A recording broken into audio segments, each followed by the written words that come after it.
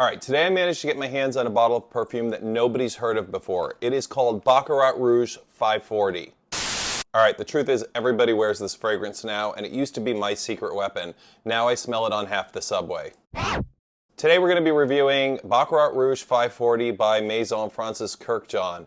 Is it still the best fragrance out there? Has it become the definition of niche fragrance, and is there a reason for that? I'm going to give you my 2 cents, so let's get going.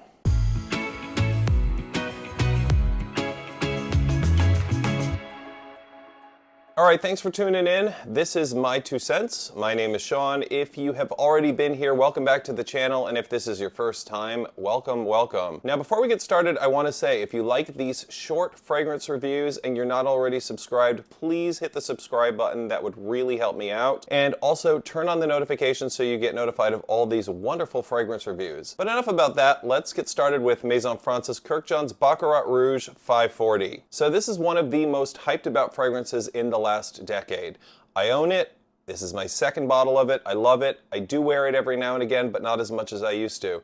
It's become one of those fragrances that you smell absolutely everywhere. I would say that alongside Le Labo Santal 33, this is the fragrance you smell on people the most as you're walking around New York City. The question here is it still worth the hype? So France's Kurkdjian is the nose behind such fragrances as Burberry Her, Jean-Paul Gaultier Le Male. He has a gift for making complex scents feel instantly recognizable. Baccarat Rouge 540 is no exception to that. This fragrance was initially launched in 2015 for Baccarat's 250th anniversary. So this fragrance is all about contrasts. Think mineral density, think airy lightness.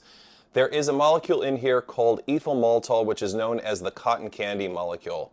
It almost gives it sort of a candied sweetness, but still keeping it light and airy at the same time. Now, a little bit of trivia about this fragrance that you may not know. I know everybody knows the fragrance, but the 540 actually comes from the process of heating up Baccarat crystal. Once the crystal's heated to 540 degrees, it actually turns red.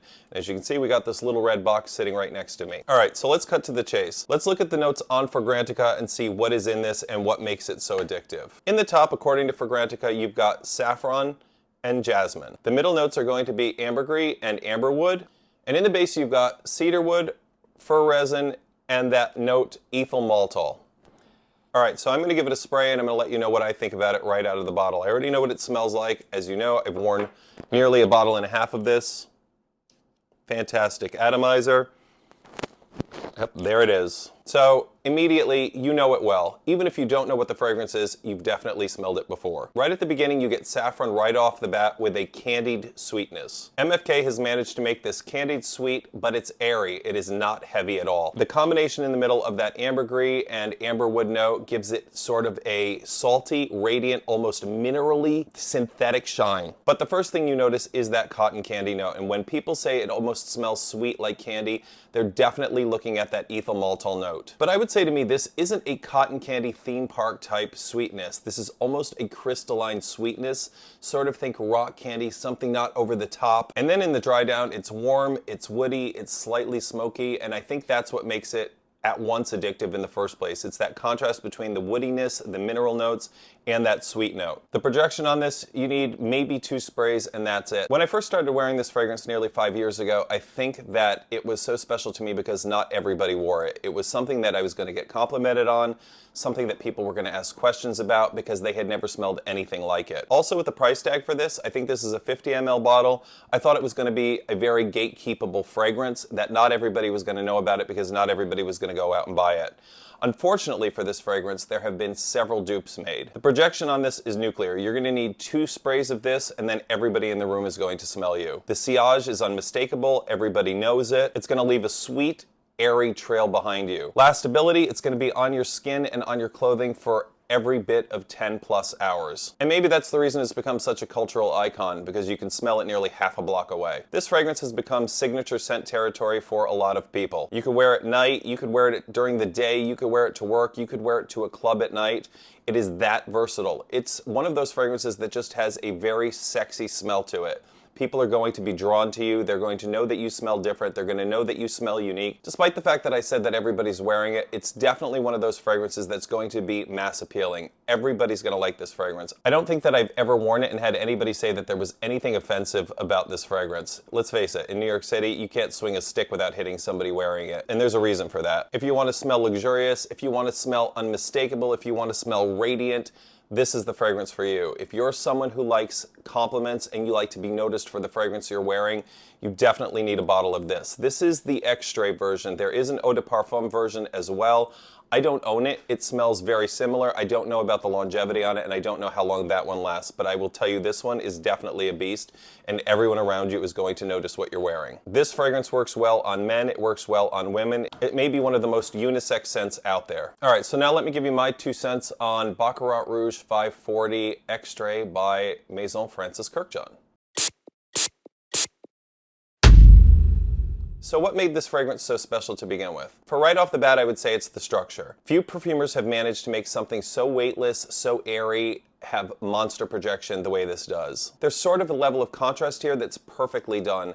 You've got sort of a medicinal bite of the saffron note at the top, and you mix that with the candied sweetness of the ethyl maltol, and it really creates something special. Also, the trail of this fragrance. People know immediately what they're smelling. This fragrance has built a cult because it has left fingerprints everywhere. On the downside of this fragrance, it's one of those questions that makes you ask, what happens when a fragrance becomes too popular? You smell this one absolutely everywhere. If you're in New York City, you're going to smell this in bars, you're going to smell it in restaurants, you're going to smell it in stores, you're going to smell it on the streets. When a niche fragrance becomes so mainstream, it actually loses that exclusivity factor, and you don't feel special wearing it anymore. It has become the default choice for luxury fragrance. In addition to that, so many clones and dupes have been made of this, and some of them are actually really, really good.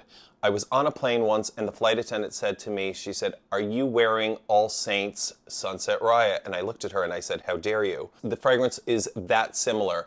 I don't know about the lastability. I'm not guessing that Sunset Riot is going to last all day and into the next day like this one. I'm sure there are Zara clones of this out there as well. Another one of the most famous dupes is Ariana Grande's fragrance Cloud.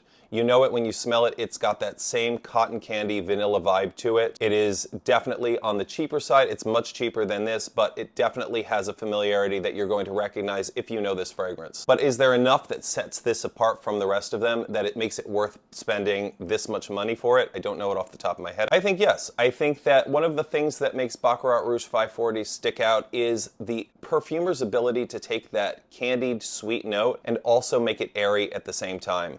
A lot of the dupes just push the candy note forward and then they're done with it. They lose that airy clarity that this one maintains much during the entire wear of the fragrance. It stays very, very, very linear. If you know this at all, you know it smells the same as it does 10 hours down the line. And there are other materials that are in this one that the dupes don't have. Think ambergris, think the amberwood, think the saffron. That gives it a level of sophistication that the dupes don't have. On the downside, this fragrance has become ubiquitous in all of the large cities around the world. You smell it in London, you smell it in Paris, you smell it in New York.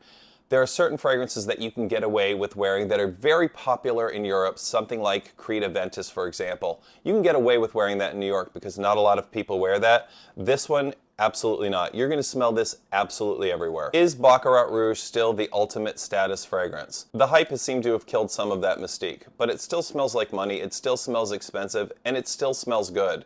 It's masterfully created. There's nothing else when this came out that smelled like it, and it was so popular and so magnetic that it created so many dupes out there, and with good reason. So is it worth the hype?